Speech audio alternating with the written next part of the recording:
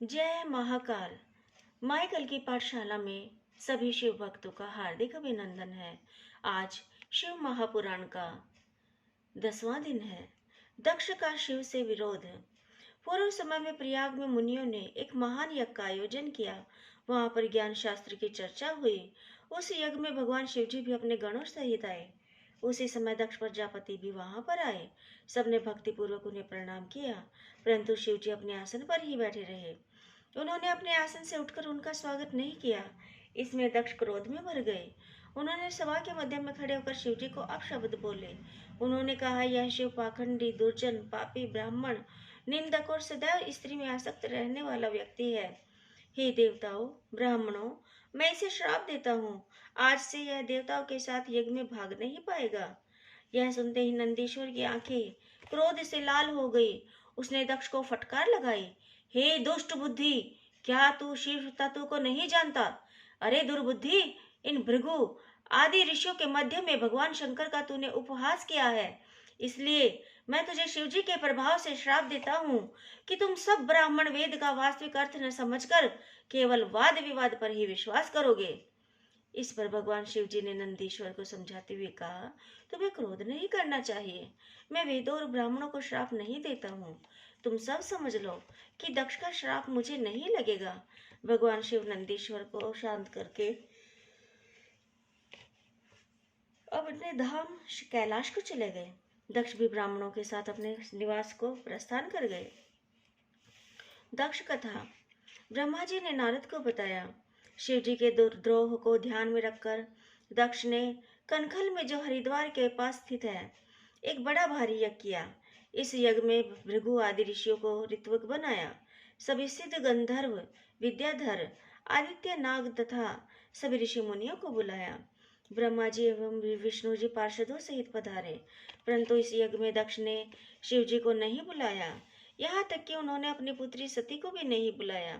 यज्ञ के आरंभ के समय ऋषि दधीचि ने पूछा कि इस यज्ञ में शंकर क्यों नहीं आए।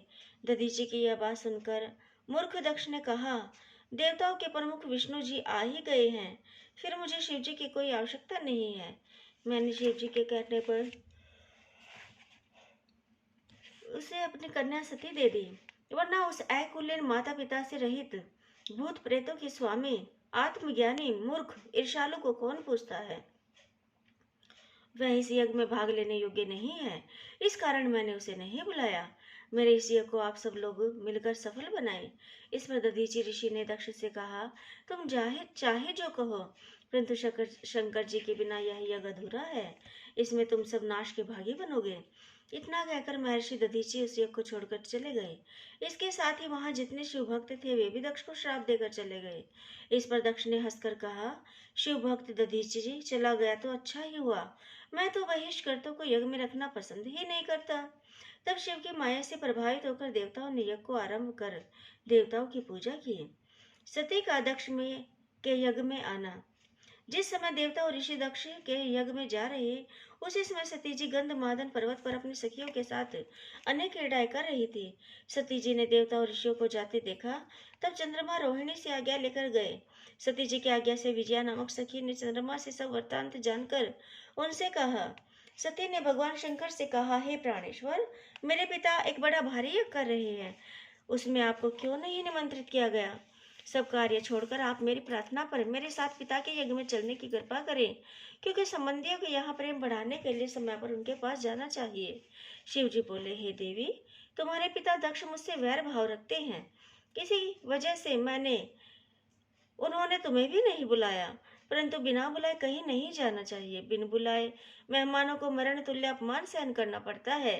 यह सुनकर सती जी बोली, हे स्वामी, आपसे ही तो यज्ञ पूर्ण होता है, फिर आपको न बुलाने का कारण जानना चाहती हूँ, अतः मुझे ही जाने की आज्ञा दीजिए। सती का हठ देखकर शिव जी ने उन्हें नंदी वृषभ पर बैठाकर वस्त्राभूषण से अलंकृत करके 60,000 गणों के सहित भेज दिया। ओम नमः शिवाय। जय महाकाल। जय महाकाल।